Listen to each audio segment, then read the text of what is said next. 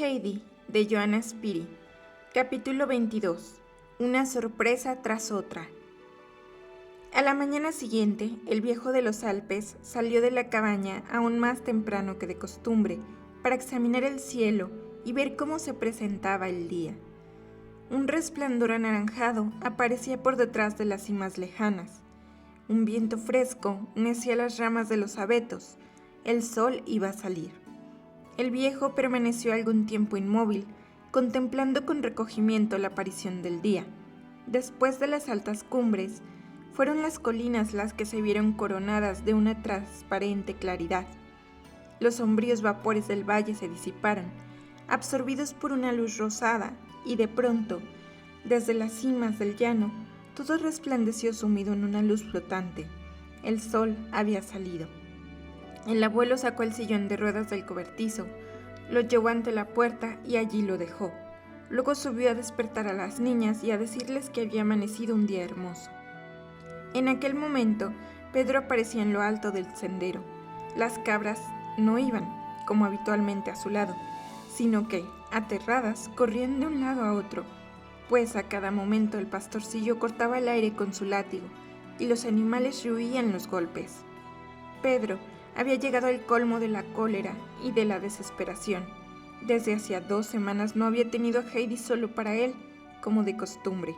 Desde el amanecer, cuando subía a los Alpes, hallaba a la niña forastera instalada en su sillón de ruedas acompañada de Heidi. Al atardecer, cuando volvía, el sillón y la enferma estaban bajo los abetos y Heidi tan cerca de la inválida como por la mañana. La niña no le había acompañado una sola vez a los prados en todo el estío. Hoy quería subir, pero en compañía del sillón y de la forastera, y solo se ocuparía de ésta durante todo el día. Esta perspectiva le llevaba al colmo del resentimiento. Al advertir el sillón irguiéndose orgullosamente sobre sus ruedas, Pedro lo miró como al enemigo causante de todos sus males. Dirigió una mirada en torno suyo. Todo estaba silencioso y no se veía ni un alma. Entonces se abalanzó como una fiera sobre el objeto de su furor y le imprimió una sacudida tan violenta hacia la parte de la escarpada pendiente que el sillón se deslizó sobre sus ruedas y desapareció en un instante. De pronto, como si también él hubiera tenido ruedas en los pies, echó a correr hacia la montaña, por la que trepó raudamente. No se detuvo hasta tropezar con unos zarzales donde pudo ocultarse completamente. No estaba dispuesto a que el viejo lo viera. Él, sin embargo, protegido por las breñas, podía contemplar la montaña de arriba abajo y ocultarse más aún, apenas el viejo hiciera su aparición. Así lo hizo, y vio que, a lo lejos, a lo largo de la pendiente, rodaba a su enemigo con una rapidez progresiva. Dio 2 o 3 vueltas de campana, después un gran salto al hallar un obstáculo en el camino. Otra vuelta más, y se precipitó definitivamente hacia su fin. En su carrera iba dejando una estela de fragmentos, los brazos del respaldo, los cojines. Al ver esto, Pedro experimentó tan inmensa alegría que dio un gran salto y se echó a reír para dar rienda suelta a su regocijo. Después volvió a su refugio para seguir espiando. Nuevas carcajadas y nuevos saltos de alegría. Pedro enloquecía de placer contemplando la destrucción de su enemigo. Preveía lo que iba a pasar. Ahora que la forastera carecía de medio de transporte, se vería precisada a partir. Heidi estaría de nuevo sola. La acompañaría a los campos y la tendría para él por la mañana y por la tarde, hasta la hora de regresar a la cabaña, por lo cual todo volvería a su natural estado. Mas Pedro no calculaba lo que sucede después de haber cometido una mala acción. Heidi fue la primera en salir de la cabaña y se dirigió rápidamente hacia el cobertizo, seguida del abuelo, que llevaba a Clara en brazos. La puerta del cobertizo estaba completamente abierta. Las 2 tablas habían sido apartadas y la luz del día penetraba hasta los más profundos rincones. Heidi miró en todas direcciones y después volvió al lado del abuelo con rostro en el que se dibujaba el más profundo asombro. El viejo avanzó a su vez. ¿Qué significa esto? ¿Eres tú, Heidi, la que te has llevado el sillón? No, abuelito, no lo encuentro por ninguna parte, a pesar de que dijiste que estaba en la puerta del cobertizo, repuso la niña mirando en todas direcciones. A esto, el viento había adquirido mayor violencia y comenzó a sacudir las puertas del cobertizo. Abuelito, ha sido el viento, exclamó Heidi. Oh, si se hubiera llevado el sillón de Clara Dursley, estaríamos mucho tiempo en volverlo a traer y ya no podríamos ir a los prados porque sería demasiado tarde. Si ha llegado a Dursley no podremos encontrarlo de ninguna manera porque se habría hecho 1000 pedazos, dijo el abuelo avanzando para examinar la pendiente. Es curioso, añadió midiendo con la mirada el trayecto que debía de haber recorrido el sillón para dar la vuelta a la cabaña. ¡Oh, qué desgracia! Ya no podemos ir hoy y acaso jamás a los campos de pastos, exclamó Clara desolada. Indudablemente será preciso que me vuelva a casa, puesto que no tengo el sillón. ¡Qué desdicha! ¡Qué desdicha! Pero Heidi levantó hacia el viejo sus ojos llenos de confianza y dijo: ¿Verdad, abuelito, que tú inventarás cualquier cosa para que Clara no tenga necesidad de volver enseguida a su casa como ella cree? Por hoy iremos a los campos como nos lo habíamos propuesto. En cuanto a lo demás, ya veremos lo que sucede. Las niñas dieron rienda suelta a su alegría. El viejo entró en la cabaña y salió con unos cuantos chales que extendió cerca del muro y puso sobre ellos a Clara. Después fue en busca de la leche para que se desayunaran las niñas e hizo salir a Blanquita y a Diana del establo. ¿Por qué tardará tanto nuestro general?, dijo el viejo como hablando consigo mismo, pues no había oído todavía el silbido del muchacho. Desde hoy, dijo poniéndose en marcha, las cabras vendrán con nosotros. Heidi no podía desear cosa mejor. Un brazo en torno del cuello de Blanquita y rodeando con el otro el de Diana, corría alegremente detrás del abuelo. Las cabras se mostraban tan contentas de ir de nuevo en su compañía que las trujaban a fuerza de estrecharse contra ella. Al llegar a lo alto, vieron de pronto a las cabras que pasían tranquilamente y a Pedro que estaba tumbado entre ellas. «Otra vez te enseñaré a que silbes cuando pases. ¿Qué significa esto?», exclamó el viejo. Apenas oyó esta voz tan conocida, Pedro se puso en pie apresuradamente. «Nadie se había levantado todavía», repuso. «¿Has visto el sillón?», preguntó el viejo. «¿Qué sillón?», repuso Pedro con tono áspero. El viejo no dijo nada, extendió los chales al sol, instaló sobre ellos a Clara y le preguntó si se encontraba bien. «Tan bien como en el sillón», repuso la niña en tono agradecido. «No hay en el mundo lugar más bello que este. ¡Qué hermoso es esto! Heidi, qué hermoso», añadió lanzando una mirada en torno suyo. El abuelo se dispuso a regresar. Dijo a las niñas que no tenían que hacer sino divertirse cuanto pudieran durante el día. Cuando fuera hora, Heidi iría a buscar la comida en el saquito que le había colocado en un alto rincón protegido por la sombra. Pedro les daría tanta leche como quisieran, pero Heidi debía tener cuidado de que la leche fuera de Blanquita. En cuanto a él, volvería al atardecer, pero ante todo, era preciso que fuera en busca del sillón. El cielo era de un azul tan profundo, sin que ninguna nube lo empañara. En los ventisqueros cercanos veíanse brillar millares de estrellas de oro y plata. Las grises rocas se erguían orgullosamente, dominando todo el valle. El ave de rapiña cruzaba los aires, y la brisa de los Alpes, barriendo las altas cimas, se deslizaba deliciosamente sobre la montaña soleada. Las niñas experimentaban un bienestar indecible. De vez en cuando una de las cabritas se acercaba y se tendía junto a ellas. La que con más frecuencia hacía esto era la cariñosa Blancanieves. Se frotaba contra Heidi y no se habría separado de ella jamás de no ir a empujar la otra cabra. De esta forma, Clara fue conociendo a todas las cabras y aprendió a no confundir una con la otra, observando la fisionomía y las maneras propias de cada una de ellas. Las cabras, a su vez, se familiarizaban tanto con Clara que continuamente se acercaban a ella y frotaban su cabeza contra el hombro de la niña, como prueba de amistad y de afecto. Algunas horas transcurrieron así. De pronto Heidi tuvo la idea de ir hacia donde estaban las flores, a ver si había muchas, si estaban completamente abiertas y si olían tan bien como el verano anterior. Para poder ir con Clara era preciso esperar a que el viejo volviera al atardecer, pero entonces quizá ya todas las flores se hubieran cerrado sus corolas.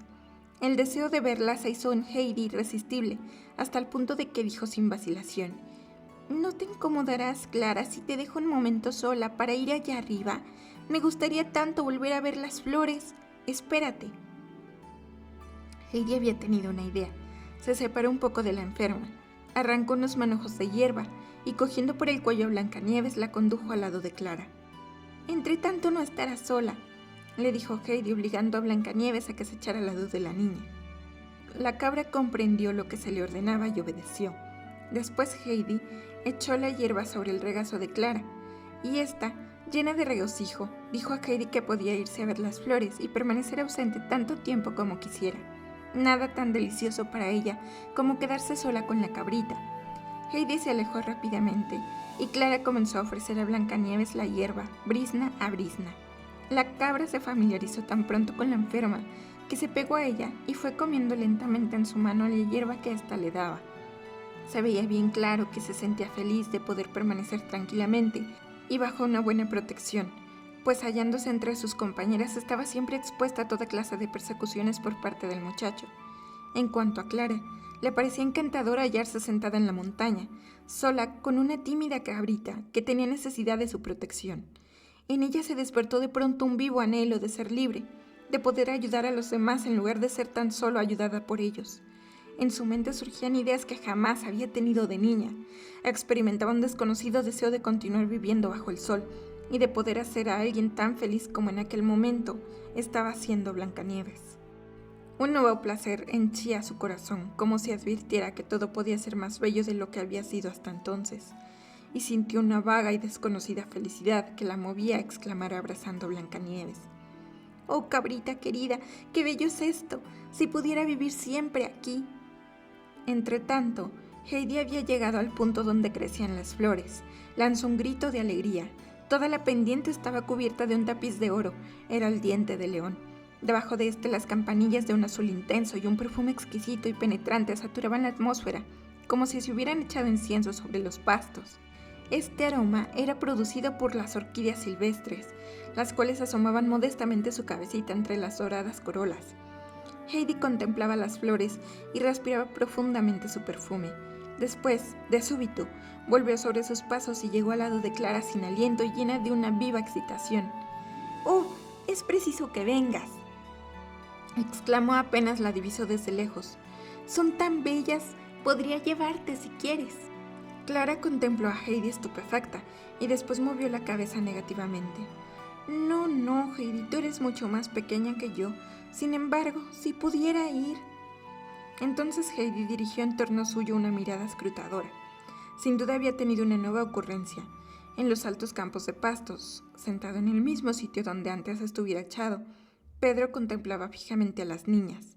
2 horas hacía que estaba allí sin moverse y casi sin pestañear, como si no pudiese comprender lo que sucedía. Aquella misma mañana había destruido el sillón, su enemigo, para que todo concluyera y la forastera no pudiera moverse de la cabaña. Y aquí, de pronto, había aparecido en lo alto del monte, pues estaba realmente allí, sentada sobre la hierba y al lado de Heidi. Era imposible, sin embargo, no hacía sino mirar y mirar, y siempre veía lo mismo. Heidi lo divisó también. «¡Baja, Pedro!», exclamó en tono imperativo. «No», replicó él. «Sí, es preciso que bajes. No puedo hacerlo sola. Necesito que me ayudes. Ven enseguida». «Yo no voy». Entonces Heidi echó a correr hacia la altura donde Pedro se hallaba y deteniéndose a mitad del camino le apostrofó con ojos centellantes. «Pedro, si no vienes enseguida te aseguro que vas a acordarte de mí». Estas palabras produjeron a Pedro una gran angustia. Había cometido una mala acción que nadie debía saber. Hasta entonces no había sentido por ello sino alegría, pero Heidi le hablaba como si estuviera enterada de todo, y si estaba enterada, podía contárselo al abuelo. Esto último sería para Pedro el mayor terror. Si el abuelo supiera lo que había sucedido al sillón de ruedas. Lleno de pánico se levantó y se acercó a Heidi. «Iré, pero no digas nada», dijo en tono sumiso y temeroso, para que Heidi se compadeciese de él. «No, no diré nada», repuso tranquilizante. «Ven conmigo y no temas, que nada malo va a sucederte».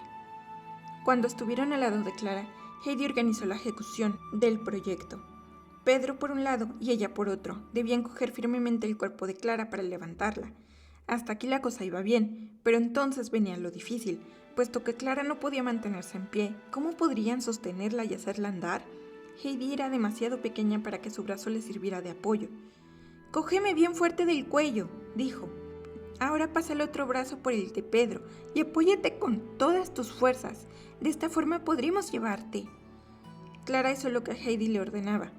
Pero Pedro, que nunca había dado el brazo a nadie, lo mantenía rígido a lo largo de su cuerpo, como un bastón. «No seas así, Pedro», dijo Heidi con firmeza. «Dobla el brazo. Clara pasará el suyo por él apoyándose firmemente. Tú no debes soltarla por nada del mundo. Así avanzaremos bien». De este modo lo hicieron. Sin embargo, no avanzaban tan fácilmente como ella creyera. Clara no tenía ligereza alguna. Sus puntos de apoyo, el uno demasiado bajo y el otro demasiado alto, le servían de muy poco. De vez en cuando, Clara intentaba mantenerse sobre sus pies, mas enseguida los retiraba del suelo uno tras otro. «Pisa una vez con toda tu fuerza», le propuso Heidi, «y verás cómo después el daño es menor». «¿Tú crees?», replicó Clara vacilante. Sin embargo, obedeció y pisó firmemente con un pie, después con el otro, aunque no sin lanzar gritos de dolor. Inmediatamente hizo la prueba otra vez y exclamó llena de gozo: «¡Oh, ahora ya no me hace tanto daño!». «Prueba otra vez», la apremió Heidi. Clara lo hizo una vez más, luego otra y otra después. De pronto exclamó: «¡Ya puedo, Heidi, ya puedo! Mira, mira, ya puedo andar». Esta vez fue Heidi la que lanzó un grito de alegría. «Oh, ¿de verdad puedes andar? ¿Es cierto que puedes andar sola? Oh, si el abuelo estuviera aquí. Ya puedes andar, Clara, ya puedes andar», repetía Heidi una y otra vez. Bien es verdad que Clara se apoyaba firmemente en sus acompañantes, pero no es menos cierto que cada vez sus piernas adquirían una mayor firmeza. Los tres lo advirtieron así, y Heidi se sentía desbordante de felicidad. «Ahora podremos venir todos los días a los prados y pasear por donde queramos», exclamó. «Y de ahora en adelante podrás marchar como yo, sin necesidad de sillón de ruedas, porque ya estás completamente curada. Oh, no podía suceder nada mejor». Clara compartía de todo corazón la alegría de Heidi, pues tampoco podía haber felicidad mayor en ella que la de recobrar su salud para ir por todas partes. Como los demás, en vez de pasarse el día sepultada en el fondo de un sillón de inválidos. No era largo el camino que le separaba de la pendiente florida. Se veía a lo lejos el brillo dorado del diente de león bajo los reflejos del sol. Enseguida llegaron al campo de las campanillas, cuyo tapizado suelo invitaba a ser alto. «¿Podemos sentarnos aquí?», preguntó Clara. Este era el deseo de Heidi. Los niños se instalaron en medio de las flores, y Clara se sentó por primera vez sobre el fresco césped, lo cual le causó una sensación de bienestar inefable. En torno de ellos se balanceaban las campanillas azules, la hierba de oro y el diente de león. Por todas partes se extendía el penetrante perfume de las flores silvestres. ¡Qué hermoso era todo aquello! La misma Heidi nunca había experimentado tan deliciosa sensación de belleza. La niña no sabía por qué llenaba su corazón un placer tan grande, tan inmenso, que le daba deseos de gritar. Después, de pronto, acordándose de que Clara estaba curada, comprendió que esto era mucho más hermoso todavía. Clara permanecía silenciosa entre las hermosas perspectivas que se le presentaban. Su dicha era tan grande que casi no le cabía en el corazón. El brillo del sol y el perfume y el encanto de las flores contribuía a sumirla en el mutismo más completo. También Pedro estaba silencioso e inmóvil entre las perfumadas flores, pues se había dormido profundamente.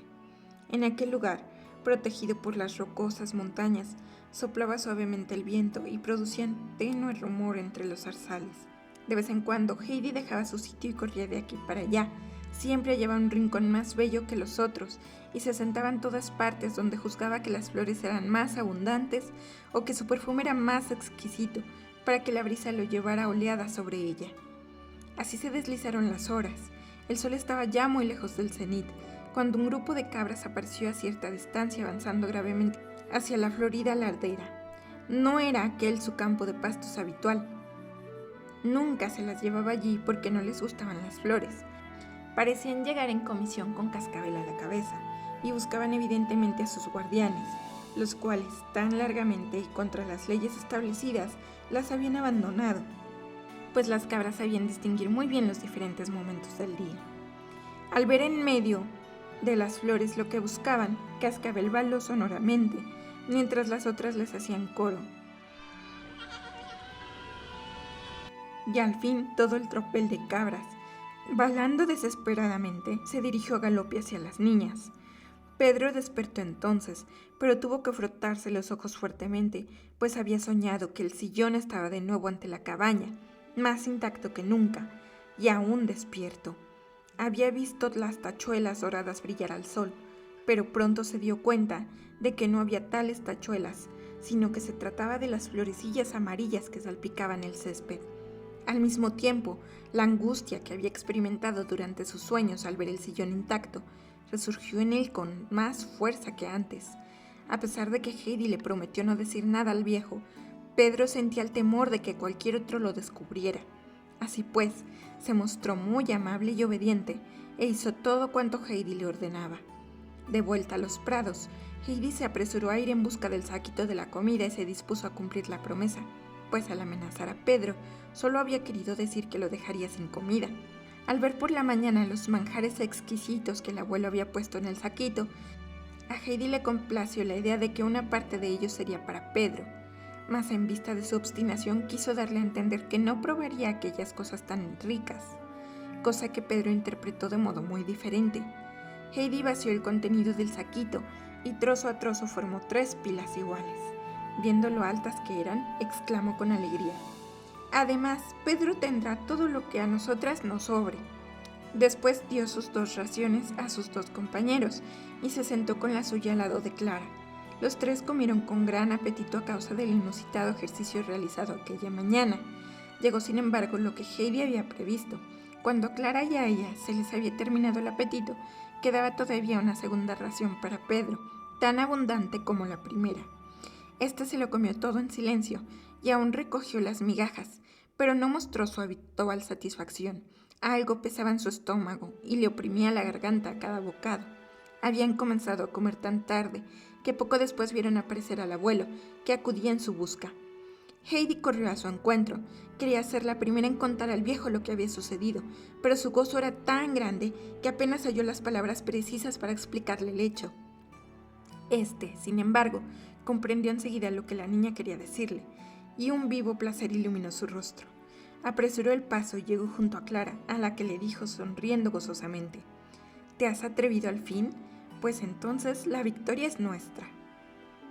Después la ayudó a levantarse y poniéndola de pie, la rodeó con el brazo izquierdo y le tendió el firme apoyo de la mano derecha.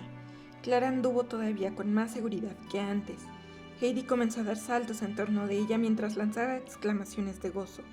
En cuanto al abuelo, hubiérase dicho que la suprema felicidad se había adueñado de él. Pero de pronto se detuvo y tomando a Clara en sus brazos le dijo: «Para ser la primera vez ya está bien. Por otra parte, es ya hora de regresar a la cabaña». Después se puso inmediatamente en camino, considerando que Clara ya había hecho bastante ejercicio y necesitaba reposo. Más tarde, cuando Pedro volvió a Dorfli con sus cabras, halló cerca del camino un numeroso grupo de gente que se empujaba mutuamente para ver mejor lo que había en el centro del corro. Pedro, como es natural, quiso también saber de qué se trataba. A empujones y codazos se colocó en primera fila y vio, sobre la hierba, la parte central del sillón de ruedas, del cual pendía todavía un trozo del respaldo. El cojín rojo y las tachuelas brillantes testimoniaban todavía su pasado. «Yo vi cuando lo subían», dijo el panadero que estaba al lado de Pedro. «Valía lo menos 500 francos. Me apuesto cualquier cosa. Lo que yo quisiera saber es cómo ha sucedido la catástrofe». «El viejo dice que fue tal vez el viento que lo empujó», observó Barbel, que no se cansaba de admirar el bello terciopelo rojo. «Menos mal que no lo hizo una persona», añadió el panadero, «porque pobre de ella. En cuanto el señor de Frankfurt se entere, pondrá seguramente en movimiento la policía para hacer averiguaciones. Por mi parte estoy satisfecho de no haber puesto los pies en los Alpes desde hace años, pues las sospechas recaerán sobre cualquiera que estuviera en las montañas en el momento del accidente». Otras opiniones se dieron respecto del asunto, pero Pedro no necesitaba huir más. Se deslizó furtivamente por entre el gentío y echó a correr hacia la montaña, con todas sus fuerzas, como si alguien lo persiguiese. Las palabras del panadero le inspiraban un profundo terror. De un momento a otro, podía llegar de Frankfurt un policía para entender en el asunto. Y si se descubría que había sido él el autor, lo esposarían y lo meterían en la cárcel. Esta perspectiva erizaba a Pedro los cabellos. Llegó a su casa aterrado. No respondió a las preguntas que se le hacían, rozó su ración de patatas, se fue hacia el lecho y se hundió en él para ahogar sus gemidos entre las sábanas. Pedro debe de haber comido otra vez acederas y le deben de haber sentado mal, dijo Brígida, oyéndole suspirar. Es preciso que se lleve un poco más de pan, mañana dale un trozo del mío, dijo la abuela compasivamente. Aquella misma noche, cuando las niñas contemplaban desde sus camitas el cielo estrellado, Heidi dijo a Clara: ¿No se te ha ocurrido pensar hoy cuán conveniente es que Dios no nos conceda las cosas enseguida que las pedimos, pues Él sabe muy bien lo que nos conviene? ¿Por qué dices eso, Heidi?, preguntó Clara. Porque cuando estaba en Frankfurt no cesaba de rogarle que me permitiera volver enseguida a casa, y como no pude hacerlo inmediatamente, creí que Dios no me había escuchado. Pero he aquí que si yo hubiera dejado Frankfurt cuando se lo pedí, tú no habrías venido a los Alpes, ni te habrías curado. Clara quedó pensativa. Entonces, Heidi, no debemos pedir nunca a Dios, puesto que Él sabe muy bien lo que nos conviene y qué es lo que debe darnos. Oh, no, Clara, replicó Heidi. Debemos rogar a Dios todos los días pidiéndole muchísimas cosas para demostrarle que no nos olvidamos que solo Él puede concedérnoslas. Si no recibimos enseguida lo que solicitamos, no debemos considerar que Dios no nos ha escuchado. Por el contrario, es preciso decir: Dios mío, yo sé que tú me darás alguna cosa mejor y me complace mucho que arregles las cosas tan bien. ¿Cómo se te ha ocurrido pensar eso, Heidi?, preguntó Clara. Me lo explicó la abuela de Frankfurt, en primer lugar, y como al fin ha sucedido lo que ella dijo, he sabido que ello es verdad. Así pues, opino, dijo Heidi incorporándose en el lecho, que debemos dar gracias a Dios con mayor fervor por el gran bien que nos ha hecho, permitiéndonos que volvieras a andar. Sí, Heidi, tienes razón, y te agradezco mucho que me lo recuerdes. A fuerza de ser feliz casi lo había olvidado. Rogaron pues las dos niñas fervorosamente, dando gracias a Dios, cada una por su parte, con la gran felicidad que había enviado sobre Clara, después de tantos años de sufrimientos. Al día siguiente, el abuelo opinó que era conveniente escribir a la señora Sissemann para preguntarle si quería venir a los Alpes, donde le aguardaba una gran sorpresa. Pero las niñas tenían otro proyecto. Querían preparar a la abuelita una sorpresa mayor. Era preciso que Clara aprendiera a andar mejor aún, para poder dar algunos pasos apoyándose solamente en Heidi.